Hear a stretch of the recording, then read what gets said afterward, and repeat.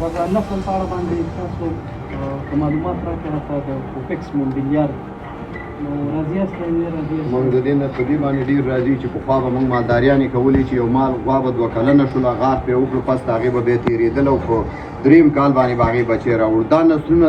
په ذمهوارۍ سره په تجربې سره چې صحیح په شیدو باندې یو 40 ورځې تغذیه شي په اول کال کې دا په 14 او 14 میاشت باندې همې ښځینه نسل او همې نارینه نسل دا ټول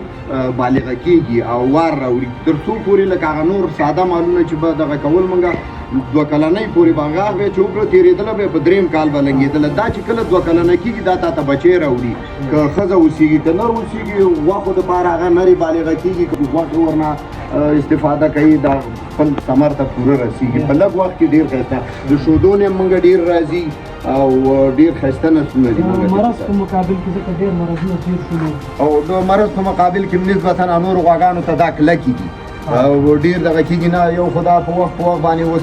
دغه دي ډاکټر صاحبان دي راځي او هغه واکسینونه د دي او بعضې ورته کوي بغیر د دې نه نور دا ساده دغه ورته راتلی هم نه شي داسې لکه تبک مبک او دا بای شیونه اوس هغه عام غوندې نه راځي هر کال به دا راتلل هله چورنګي ووالې اوله تبک ووالې په 100 غواګانو کې به یو 100 چېرته پاتې شي نورې به څوک مړې شي او څوک به مایي به شي خدا نامه خدا صحیح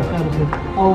بله هغه تخلیص دی چې ډاکټر صاحب محترم تاسو ته ښودلې وې انشاءالله همغه جنس همغه بالکل هماغه جنس ډاکټر صاحب چې بس څرنګه موږ ته ویلي وو هماغه نسلونه دي او موږ تجربه کړي په څو فرقه یعنې دا درېیم نسل د دې هغه نیاګانې مورګانې او بیا دا مسي دي به مطلب دا ټول موږ د همدې ډاکټر صاحب غلام احمد د دغه نه دغه کړي او خوا کړي دي او هغې دا به زېږېدلي او بچي راوړي او موږ ترې استفاده کوو ګورو هم په شودو کې هم په نورو هغو ډېره مننه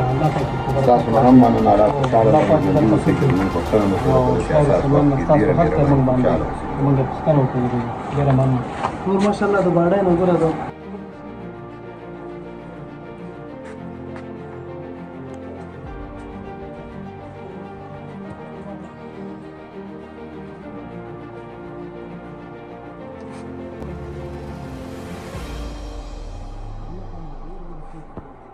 Thank you.